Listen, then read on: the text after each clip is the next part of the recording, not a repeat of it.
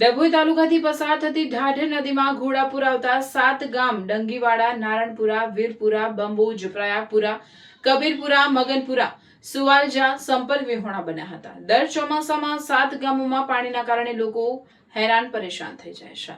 ડભોઈથી વાઘોડિયા માર્ગ બંધ થતા રોજિંદો વ્યવહાર ખોરવાયો હતો અને વાઘોડિયામાં જીઆરડીસી હોસ્પિટલો આવેલી હોય લોકો મુશ્કેલીનો સામનો કરવો પડી રહ્યો છે।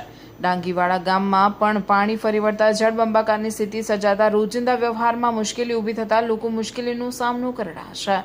ત્યારે ડભોઈ તાલુકાના 7 ગામોમાં પાણી એટલું બધું આવી ગયું છે કે એકબીજા ગામે જવાની તકલીફ પડી રહી છે। અત્યારે ડભોઈથી વાઘોડિયા રોડ પર જતા પાણી ડંગીવાડાથી નારણપુરા સુધી ગઠોન ઉપર પાણી ભરાઈ ગયા છે અને એકબીજાને જવાની તકલીફ પડે છે અને પશુ પક્ષી જાન જનાવર અમારા ગાયો ભેંસોને પણ ચારો ચરવાનું મુસીબત પડી છે અને અત્યારે કોઈ પણ વાહન વ્યવહાર બંધ છે અને અત્યારે કોઈ આવું પણ નહીં અહીંયા ડંગીવાડાથી નીકળાય એવું છે નહીં વાઘોડિયા રોડ પર જતા અને પાણી એટલા બધા ભરાઈ ગયું છે કે બંબોજ, નારણપુરા, વીરપુરા, કરારીપુરા અને અહીં મગનપુરા એક ગામમાં જવાય એવો કોઈ રસ્તો ખાલી રહ્યો નથી અને અત્યારે અહીંયા એટલું બધું પાણી છે કે માણસને જવું હોય તો અહીં મગર બી રહે છે અને મગરનો કોઈ ભરોસો નહીં।